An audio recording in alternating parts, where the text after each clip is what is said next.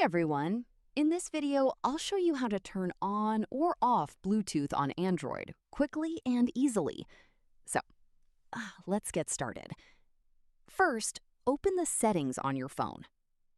Now, to find Bluetooth, tap on the search bar at the top and type Bluetooth Settings Android.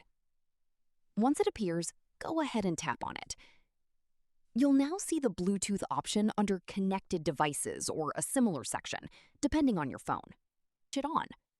And if you want to turn it off, just toggle it off. You can also turn on or off Bluetooth from Notification Bar.